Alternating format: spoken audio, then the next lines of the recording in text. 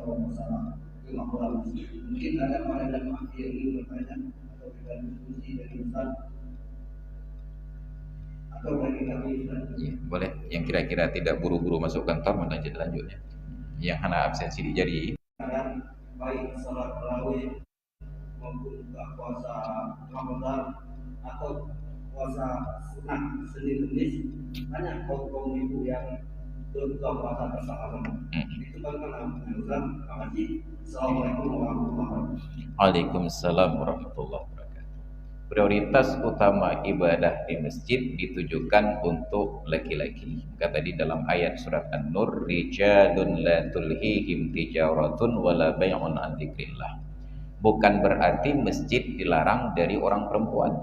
Maka Nabi ingatkan, la tamna'u ima Allahi masajidallah. Jangan kalian larang hamba-hamba Allah yang perempuan dari masjid-masjid Allah.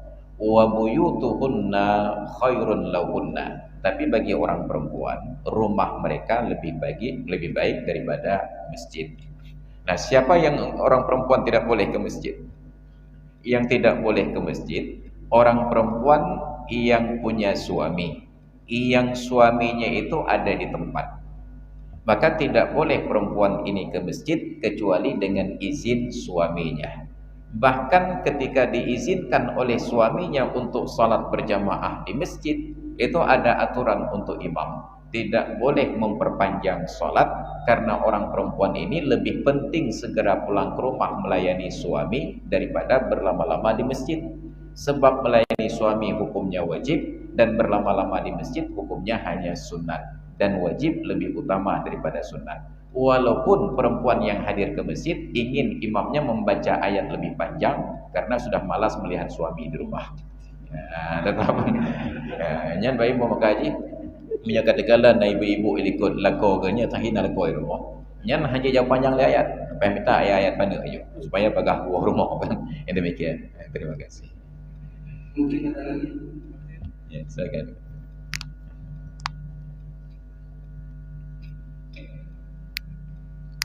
Assalamualaikum warahmatullahi wabarakatuh. Waalaikumsalam warahmatullahi Yang mulia guru kami, alhamdulillah dengan guru di suku ini banyak yang masukan-masukan pencerahan kembali ataupun yang kita baik sekali menjadi tarawih 8 dengan yang 80 tidur, yang 20 enggak istirahat. Jadi sangat kontroversial sekali. Nantinya selama ini kita laksanakan kurang benar.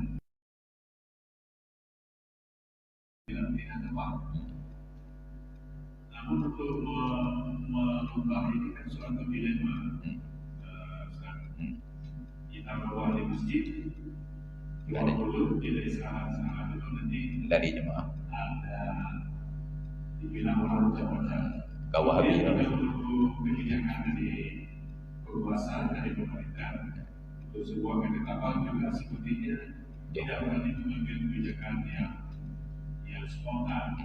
Bahkan kadang-kadang mohon saya pernah juga untuk di pesantren akhirnya ini membuka memang ada berbeda tapi ada yang memahami mungkin ada solusi untuk membuat yang sama. Iya. Baik, Waalaikumsalam warahmatullahi wabarakatuh. Sebenarnya untuk mengubah itu tinggal pada kemauan. Saya sering sarankan selama tarawih mentang legenyo tetap pelaksanaannya mengerat-kerat. Jadi apalagi kebijakan pemerintah Forkopimda tadi tidak boleh buka tempat usaha kecuali setelah tarawih. Dan ternyata tarawih yang dimaksud itu tarawih yang 8 rakaat. Maka kedai kopi yang tutup begitu selesai 8 rakaat kedahah. Ibu umi, ibu cah kopi, itu bin ashab, itu mau masjid. Yang 20 goyang. Atau mesti kita mau ya walaupun kayak mulai dia buat prehlam kan. Nya ke masalah dia. Maka selama begini praktiknya tetap 20 lalu. Maka solusinya yang pun lagi konsep buka. Tunda azan Isya ke jam 9. Idanya menyekali buka puasa di rumah. Sembahyang maghrib di masjid, wa rumah pajuhbu, tadbir pokok 8 mentang jut duk kedai kopi mesti jom tu. Sejum taduk kedai kopi, menyota baca Quran ke habis ngongon iklan, menyota temupat ngongon dekui mu ke habis buka. Habis bahan. Begitu jam 9 berkumandang azan Isya, tajak masjid ke santai. Hanam kerak-kerak tadi. Itu konsep yang pertama. Konsep yang kedua, salat Isya saja jam 8 lagi biasa. Bubat. Kapan tarawih? Untuk poh dua. Poh dua atau poh le lah tak poh dua dah. Poh le. Pertanyaan, imamnya poh le terpegat tarawih, nak orang jak masjid. Yakinlah, pastilah. Paling kurang tunggu imam ngambil. Yang ada kerja. Imam ngambil pasti kerja. Yang lain nak kemungkinan ikut secara Zoom, ikut Zoom aja. Tapi kalau kita sebut tidak ada yang datang, Masjid Al-Ma'mur Lamprit itu di 10 hari yang akhir mengadakan Qiyamul Lail jam 3 ke atas. Coba sekali-kali kirim utusan ke sana 10 hari yang terakhir Ramadan untuk melihat realitasnya. Pertanyaannya, apakah masjid itu sunyi, sepi, kosong, melompong, ataukah penuh sesak? Penuh sesak, hanlat tapak. Apa maknanya? Ada banyak warga di negeri ini yang ingin beribadah pada jam-jam tersebut, tetapi tidak ada yang memfasilitasi. Maka di 17 Februari yang lalu, 18 Februari Ahad, 17 Februari ilan malam ni mentang jepat disingkir. Tapi karena merasa penting untuk berdiskusi dengan BKM Masjid Al-Ma'mur Lamprit, len terimong jadual ceramah subuh Ahadnya, lengkarat dari singkil, truk rumah Kota Madia Cakeung pos ngohput subuh. Hanya untuk bisa bertemu dengkap dengan pengurus masjid. Maka begitu selesai pengajian subuh, masuk ruang imam, ada acara ramah tamah. Dan fikir itu acara ramah tamah. Rupanya baju hubu. Maka baju hubunya ramah-ramah ini, orang habis tamah. Bukan ada ramah tamah.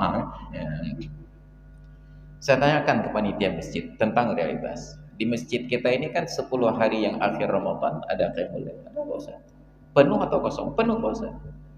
Kalau memang penuh, kenapa tidak tahun ini Ramadan yang lainnya masuk di Nawal? Kita mulai Qiyamul Lail itu sejak malam pertama Ramadan. Dibagi 2 shift salat tarawih. Silahkan yang normal salat Isya jam 8 lanjut tarawih, atau yang kedua salat Isya saja dulu, pulang ke rumah nanti jam 3 salat tarawih. Lalu coba evaluasi, lebih ramai yang pukul 8 atau lebih ramai yang pukul 9. Tapi syaratnya harus konsisten. Baik ban 2 di malam, 2 malam, 5 malam terpegat hana ramai urang ja, alah ka ketedup entang. Urang mekatnya hana ban le tapah gede ramai ju. Orang melihat konsistensi. Setelah berturut-turut 10 malam dah, orang akan menilai, oh rupanya nak boleh tengok tu.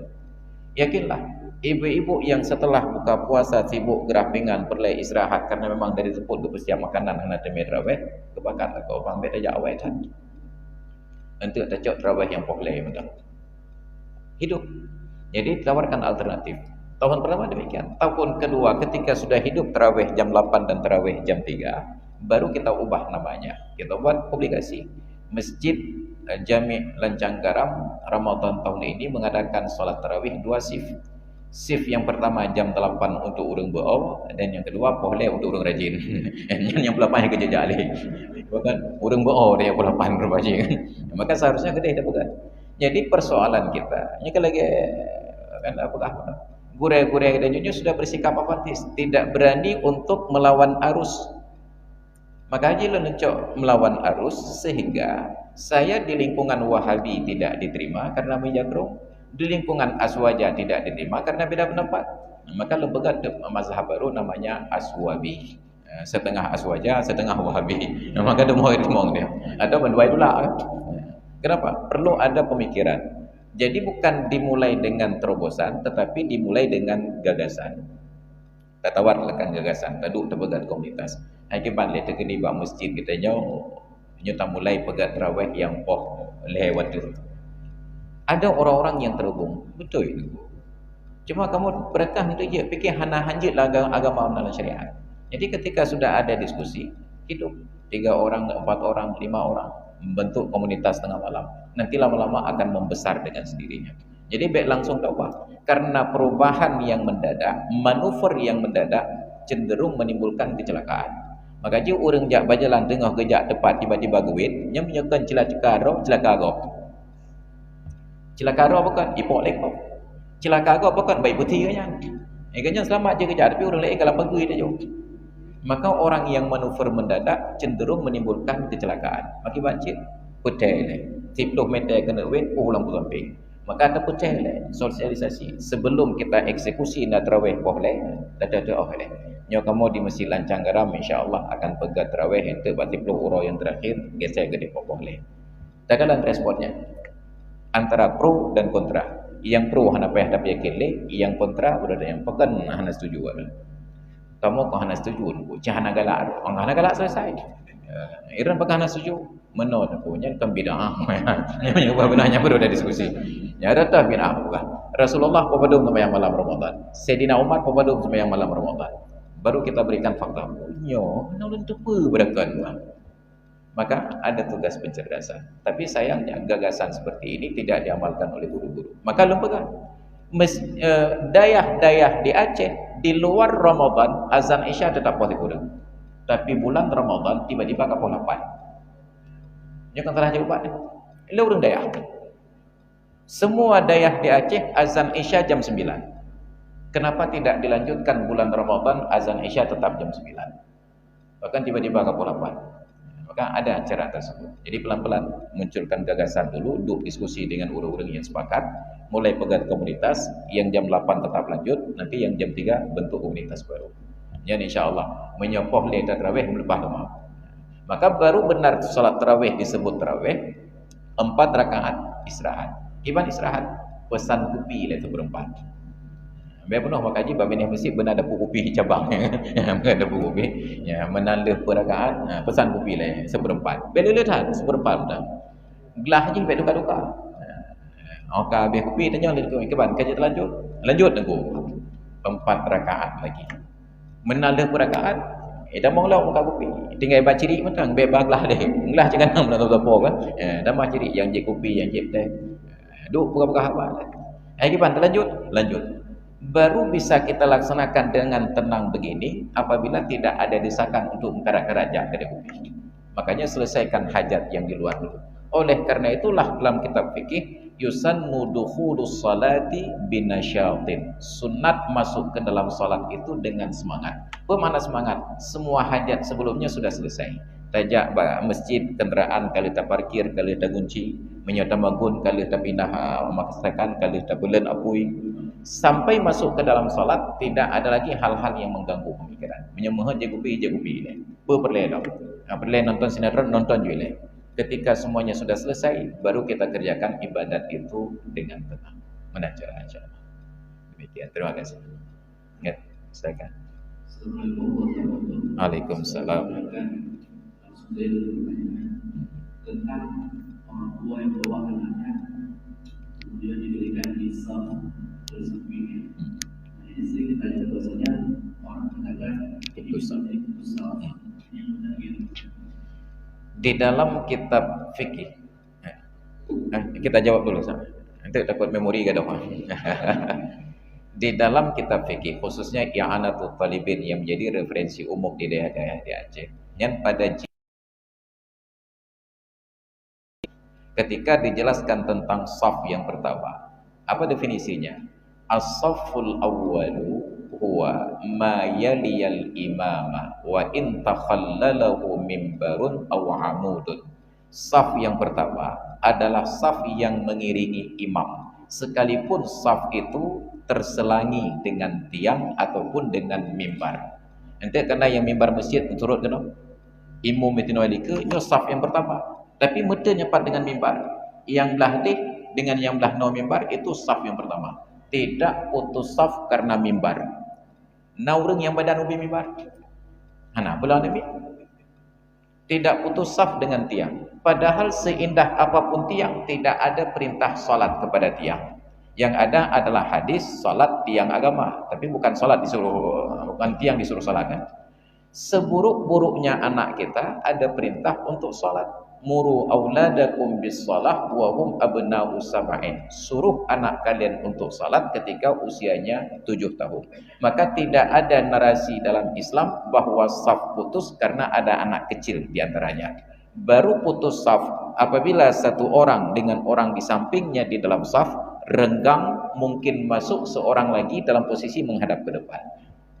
Jadi menyejarah antara tiro urang dengan urang babine narenggang, tapi tidak muat satu orang menghadap ke depan kecuali berdiri menyamping, itu tidak dianggap putus saf. Maka Nabi perintahkan kepada orang yang salat berjamaah wasaddul furaj, isi renggang-renggang, isi ruang-ruang yang kosong. Hanya mungkin diisi apabila berdiri mungkin menghadap ke depan. Karena mungkin datang mengelamsah menggediring, tidak sah salat. Maka kalau dulu ada Syekh Ahmad Taib, rektor Syekhul Azhar, berkunjung ke kantor NU di Jakarta, ada sebuah foto mereka salat berjamaah di ruang kepala kantor tersebut. Imam, 4 orang makmum berdiri renggang-renggang. Pertanyaan Haji, sekaliber Syekh Ahmad Taib, Syekhul Azhar, apakah tidak paham tentang salat berjamaah dengan saf yang rapat? Bukan. Pemahaman kita yang rapat itu keliru. Rapat ditanya, tumit dengan tumit bertemu. Padahal tumit kita tidak dirancang untuk keluar. Tumit kita masuk ke dalam. Maka waktu tadang terperapat tumit dengan tumit, nyanda kirinya apa yang benar dapat kewingin. Dan itu sangat mengganggu ergonomis kegiatan sholat. Maka intinya, anak-anak tidak memutuskan saf orang dewasa. Maka boleh bawa anak berdiri di samping orang tuanya dengan catatan anak yang tidak lasak. Nyubek tengok semahyang idong, menan semahyang miplung tu. Minyak keplung ni mit iling ke saf-saf. Orang yang melangkahi saf adalah setan. Ini kata penjin anak ke setan. Maka ajak anak disiplinkan, berdiri di samping ayahnya sampai selesai sholat, walaupun gerakannya mungkin belum sah. Jadi ingat, tidak ada saf yang putus gara-gara anak kecil. Baru putus saf apabila renggang. Demikian. Terima kasih. Mungkin satu lagi. Silakan. Waalaikumsalam warahmatullahi wabarakatuh.